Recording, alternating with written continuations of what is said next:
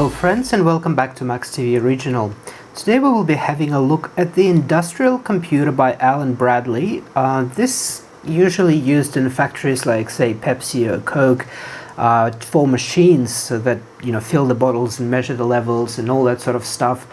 I got it from if you remember a while back I did a video on sensors, the comparative industrial sensors that were from a chemical reactor. It's actually this video right here in this corner.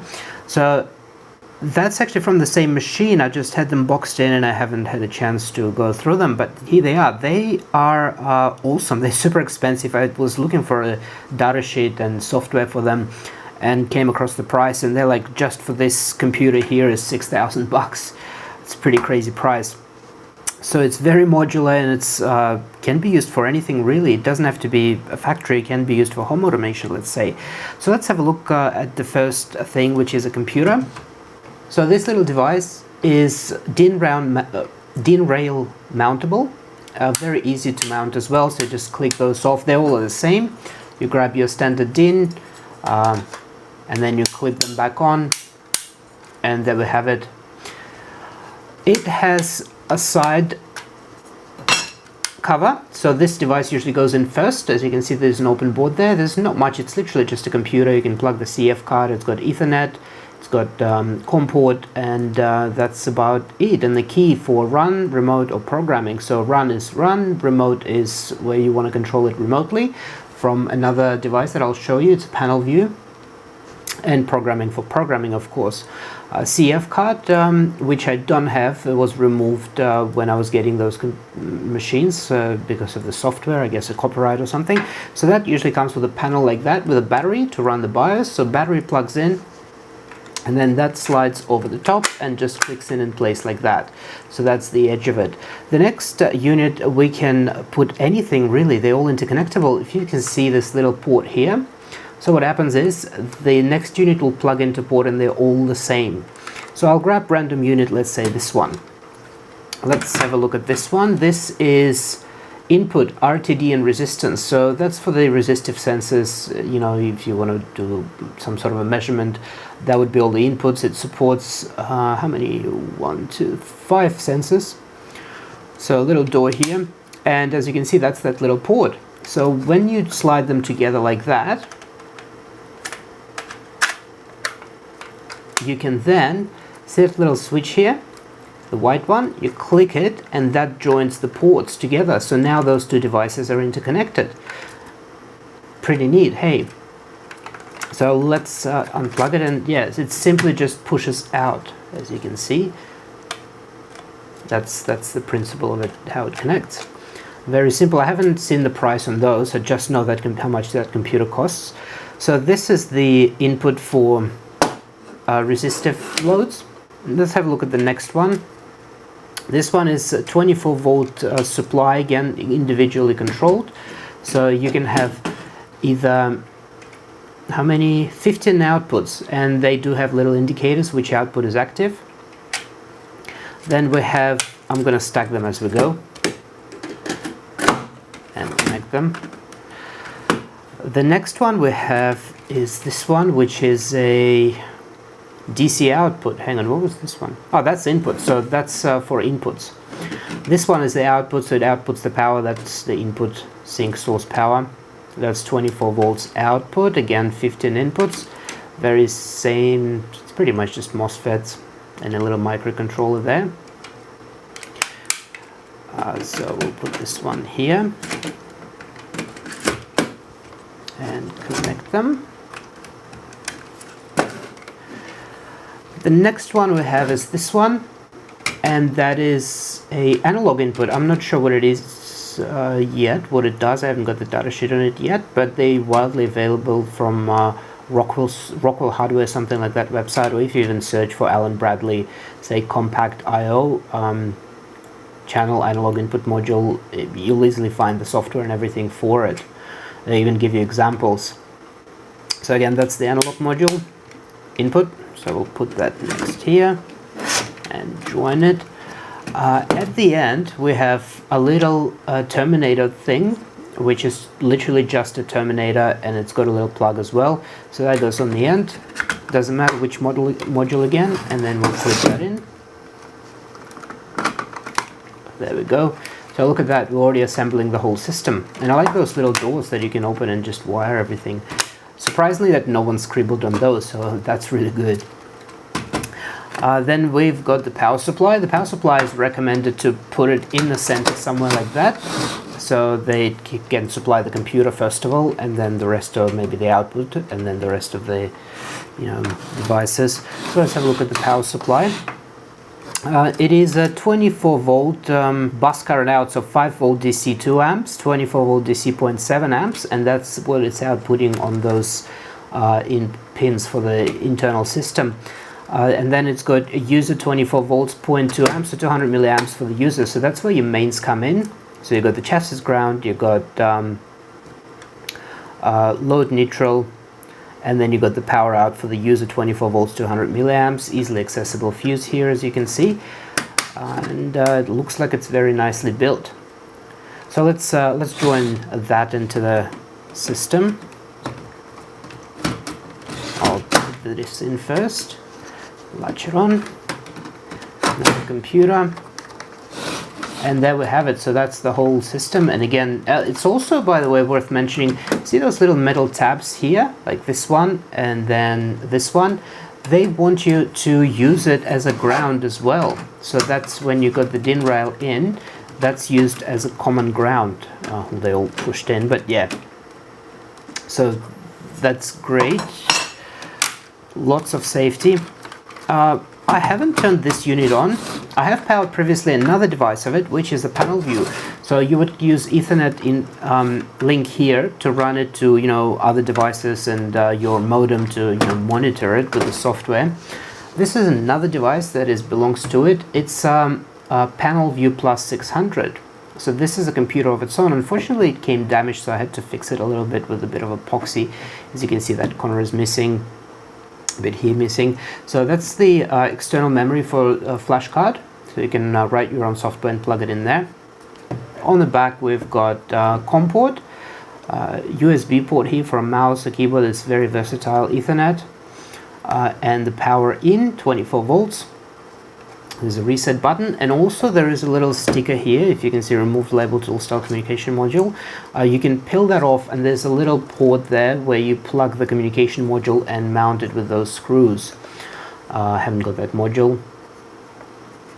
I'm still thinking what am I going to use it for. It probably will be a useful device for home automation or automatic, say, pull and spark control, where it controls everything and you can write your own software, and that's a touch screen. So let's plug it in. It's upside down. Let's plug it in and see what happens. So I've hooked everything up. I haven't turned anything on yet, as you can see. There's another thing that I forgot to mention. It also came with this little router that mounts on the DIN rail as well. And it's obviously a professional one. It's as you can see, it's got this, that's the power in, and it's grounded as well, which is, I've never seen routers usually grounded. So you've got 24 volts is supply, negative for positive, and ground. So we'll be using that as well. I've got a little jumper here. Actually, so I'm powering the router from 24 volts here. That should be enough. Let's get this part I'm powering from a bench power supply because there is not enough power. It's probably around 1.5 amps to power this on, and that's on the outputs 200 milliamps. So I've got the Ethernet cable here. Let's plug that in. That would be number 2 and that would be number 1. So I am going to turn this top light off just so you can see the lights and everything, whatever's lighting up on there. There we go. So I'll turn the top light off. So that should be better. All right, let's try powering this first. Here we go.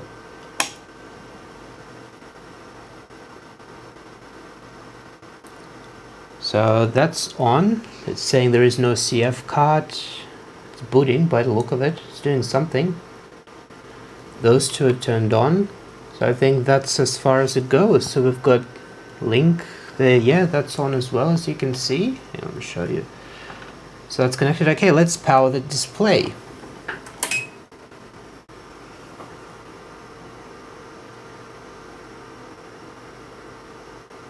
So that's on. Warning, low battery. Time that's okay.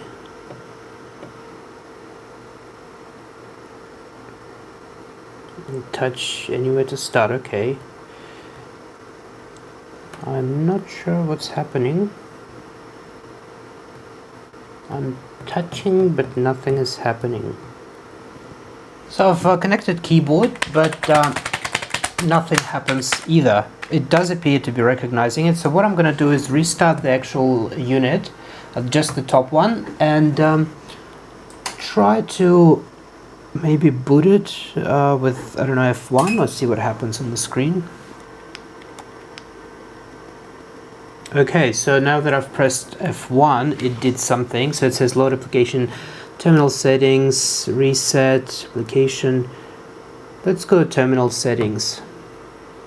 So we've got, I can use keyboard, alarms, diagnostics, display, file management. So proper, let's go for system info, see what that says. There's just firmware.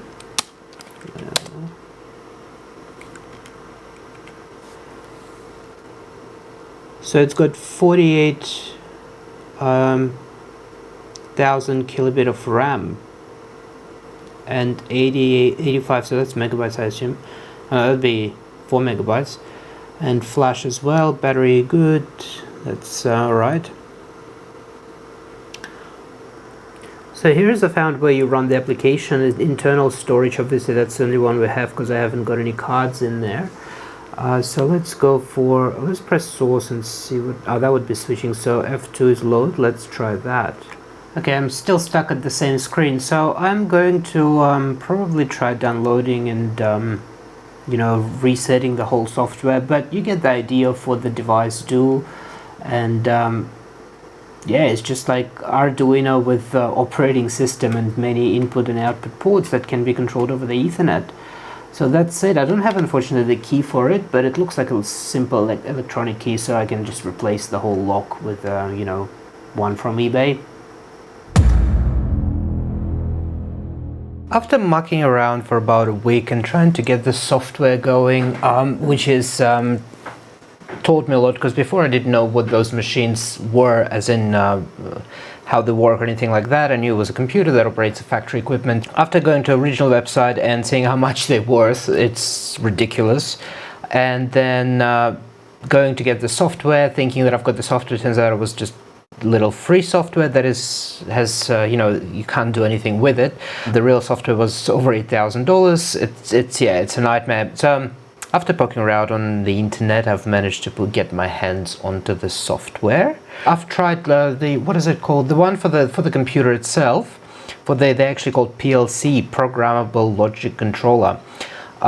They use Studio 5000, and it's got different programming languages which I'm not familiar with, so I've poked around and I've managed to trigger some outputs and inputs, but that was, you know, nothing interesting. So then I went to this one, which is, you need another software. It's called Factory Talk View Studio, and tried to get a demo that they have there and upload it to this unit, but it said it's not compatible because the unit is a bit of an older model.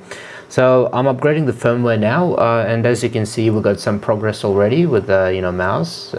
So just calibrated the screen. It says about 30 minutes to complete. We'll wait for that to complete, and then I'll come back and see if I can load that demo software onto the panel and have it going. It was a nightmare. Literally, I've spent nights and nights trying to get the software and to get the other files, because it's not your simple software that, you know, you download it and install it and it works.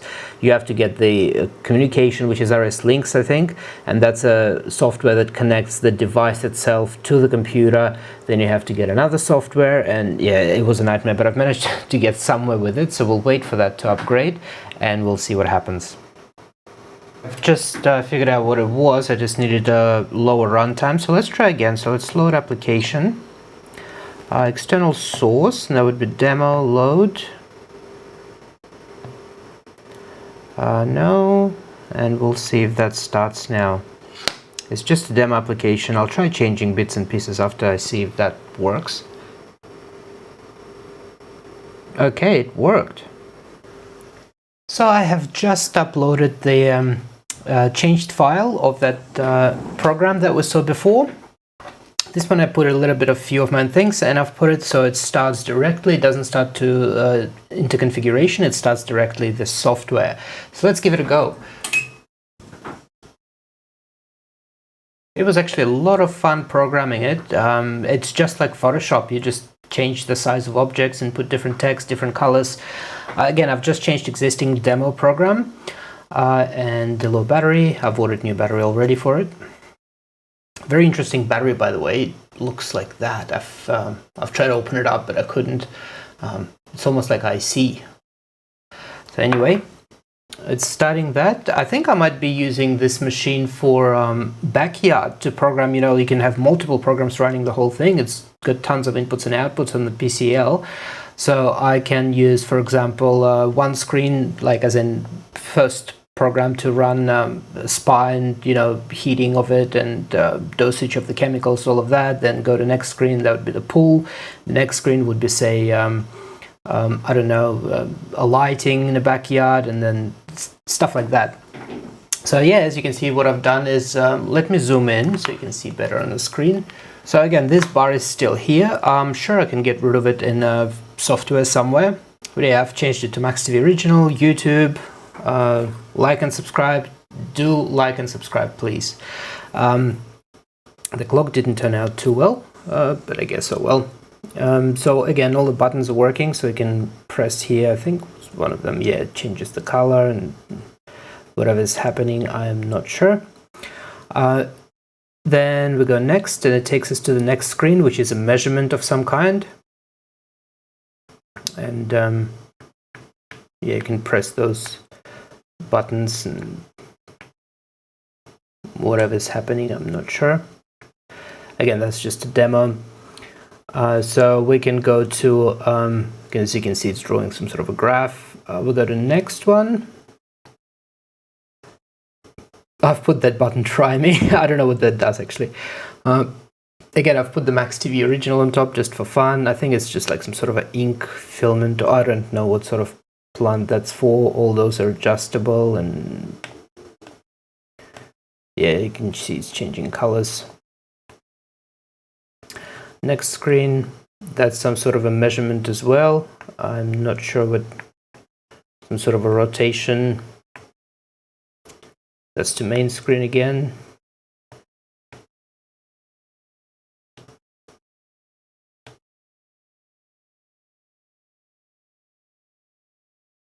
Oh, that's an interesting one. That's the assembly conveyor belt, and it shows you where things are going. And display one, what does that do? An aircraft? I don't think that can be used for the aircraft, but it's interesting to see that. Maybe it's for the runway or something like that. A helicopter? You can move it? Interesting. Something else? Some sort of offsets. Again, back to the conveyor. Let's see the next one. Yeah, and it back to the first one. Alright, so thanks for watching this video. I hope you enjoyed it. Don't forget to like and subscribe. My name is Max. I will see you next time. Bye.